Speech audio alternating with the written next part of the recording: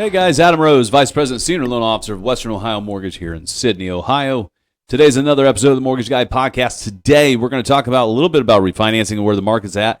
And we're also going to talk about some news from Fannie and Freddie and what might be happening out there and a couple of studies on what's going on with foreclosure rates. Anyways, let's just dive into the meat of this. We like to make this stuff brief because we can't keep your attention for more than 30 seconds. So let's do this.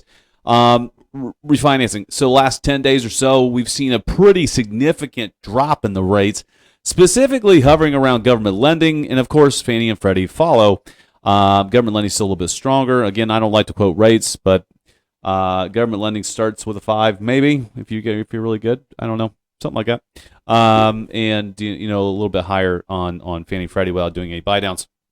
So it might be a good opportunity if you are sitting in the 7s, closed in the last 18 months, 2 years, because we've been in this high rate environment for 2.5 years, pretty much. It's been a minute, so we kind of got used to it, didn't we? That's sad. But if you're sitting in there in the 7s, it might make sense for you to look at that refinance as a good opportunity to cash out. Because if you have a bunch of equity, if you closed in 2020, 2021, that's always an option. But rate term wise, if you're closing 23 and later, most likely upper 6s, mid 7s, low 7s, something like that. It could make total sense. We're closing one on Wednesday, and we're closing one in a couple of days, and saved them almost $500 a month. It was like $492 or something like that. Fantastic, massive drop. I can't call everybody. I wish I could. I'm one man, so if you missed a call from me, or if you're watching this video and it seems like it makes sense, and you're worried that I didn't call you, give us a holler, right? Information's at the bottom of your screen. But again, good opportunity to save some money. Might put you in a better position affordability-wise. Take some of that savings. You can apply it to the mortgage if you wanted to, right? Pay it off early because you're used to paying a little bit higher payment. Or you can, apply it to high-interest credit card debt or whatever you want to do. It's all good. So I wanted to throw that out there and go ahead and rip that Band-Aid real quick because we have seen some movement. Now, something before I move on to the next topic. We've seen movement because, like I've talked about before, our industry is very speculative, right? Think stock market speculative, right? So there's news or high probability of a rate cut this month with the Fed. It's probably going to happen, probably a quarter point. So we react to it. We react to that probability, all right? So you'll see mortgage-backed securities, strengthen. Now, the fear is if they don't cut, not if they raise them, which they're not going to do that. If they don't cut it and they keep it the same, you're probably going to see a rate increase from where I'm at today. Okay? We all advertise these low rates, all this stuff. If they don't cut it, it's probably going to pop back up because, like I've said, we're speculative.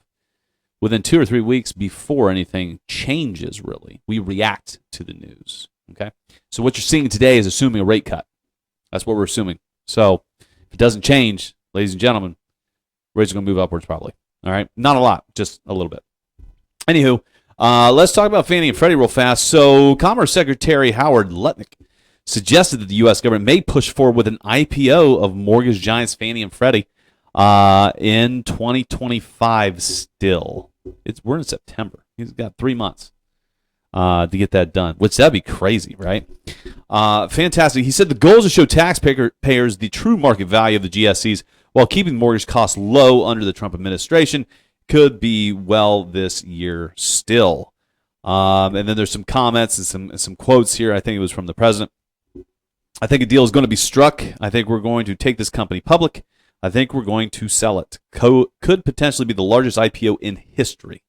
But only a small percentage of these companies, and we'll show the American taxpayers these are assets that they didn't know they owned. But we own them. The taxpayers own them. That is the quote. That would be huge because the thing is, they go private again. It might actually assist in lowering some costs with a little bit of deregulation, not a lot. A lot of the same rules are going to be put in place, but there's a lot of craziness involved when you deliver loans to Fannie and Freddie.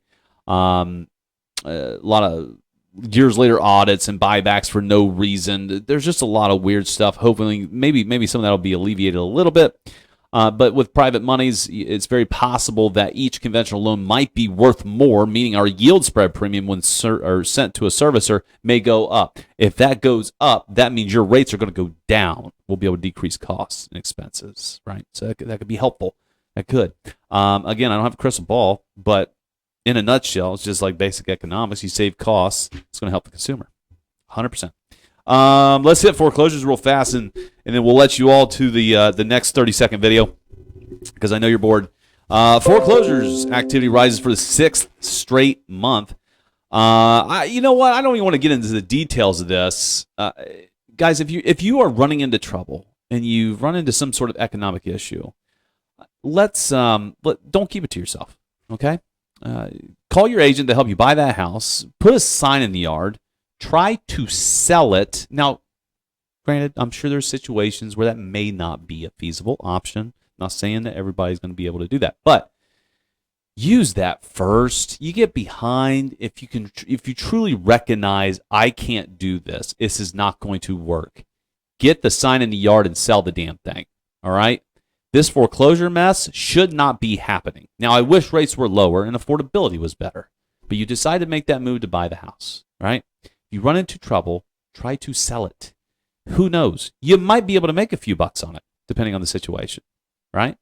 If you get foreclosed, you're going to get zilch. Hell, you could have a judgment or lien against you after the fact, depending on what it sells for, and it's going to damage your credit for a very, very long time. It's going to hurt your ability to purchase a house in the future if you wanted to, at least 3 years typically. Okay, so don't just open your mouth, talk to your agent, tell them the situation, try to unload it. Okay, there's a ton of people out there that want to buy homes, and there's not enough inventory on the market. So give people that opportunity and save yourself at the same time. Hell, I actually got a short sale going right now. Haven't seen one of those, and I don't even know how long. It's been years. So it does happen. So make sure you pull the trigger and take advantage of those situations, or you look into a modification with your loan servicer, something to get you back on your feet. Don't be quiet about it. All right. That's all I got for you guys this week. I have a lot more to talk about, but I'll hold it. It gets into a little bit of a political arena, so we're going to pass on that.